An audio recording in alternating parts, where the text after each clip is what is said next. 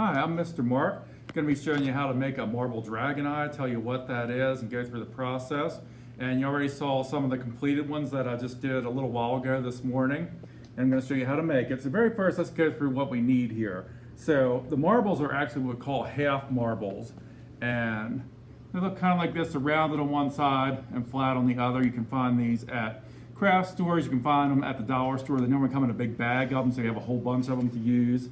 And the ones I have today, I have some light blue ones and I have some clear ones, and they both work for what we're doing today. There's also some greenish ones in different colors, but you want them kind of so you can see through them a little bit, because we're going to be using Sharpie markers and paint on the flat side, so that when you hold them up, you can see the dragon eye on the round side. Okay, so we have our half marbles, we have our permanent markers, our Sharpies.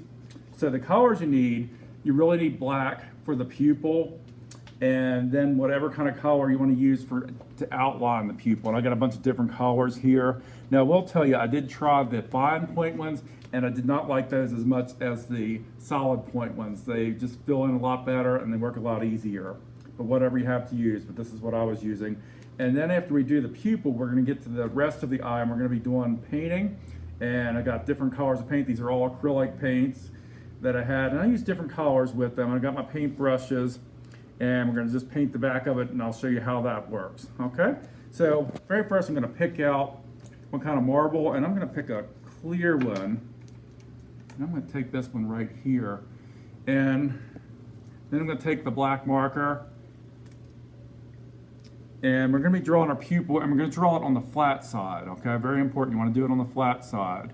So I'm going to start drawing here. So I just start drawing it in the middle. I draw a straight line, and then I just try to build on it, and I kind of look at the shape of like a grain of rice. I start with a straight line, and then I start making a little more roundish and kind of shape it in, and it's going to look something like that. Doesn't have to be perfect, and you know what? If you mess up, you can go ahead and smear it off a little bit. If you got a tissue or even your finger, you can go ahead and wipe it off and keep going. I'll forgive you that way. So then the next thing we want to do is we want to choose an outline color from our marker to outline, just do a little bit around the pupil.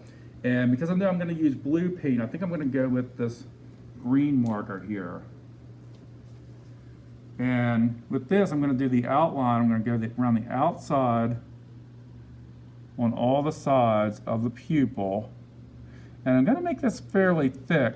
Because we're doing a clear half marble, you have to go over it a couple times for it to really look like something. So I go over it fairly thick. And a good way to tell is turn it around and hold it up to the light. If you don't see any spaces in between your collar and your pupil, then you know you're good. Okay? So now I think we're ready to paint. Let me get my markers out of the way and have that right here. And like I said, I think I'm going to go with blue. Let me shake it up. Put some over here. Now I did find that the lighter colors work better for this. And if you get something that's like not light enough, like I had this color of green, but I thought, oh, that's awful dark, so I just mixed my white with it, and that worked well. So I'm going to go with that color blue. Let me wet my brush out a little bit.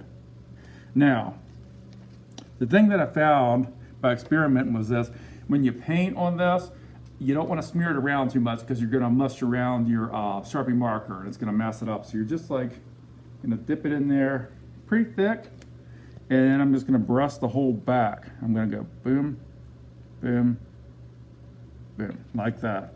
And then I'm going to set it down to dry. Because like I said, if you move it around too much, it's going to mess with the pupil. And it does take a while to dry. And if it's not as dark as you like, you can do a second coat. Another thing to remember, if you want it to be a little bit darker, if you say, oh, I like the color blue, but I don't know if that's as dark as I want, or maybe I want another color, you can always paint another color on top of it once it dries.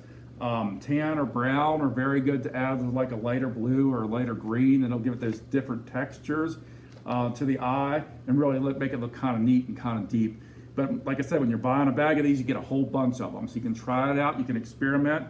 And when you do the paint, if you first hold it up and you think, oh, that doesn't look right, if you decide that before it dries, you can actually wash these off real quick. Go into the sink, wash them off, and you can dry it off and try it again and see what works.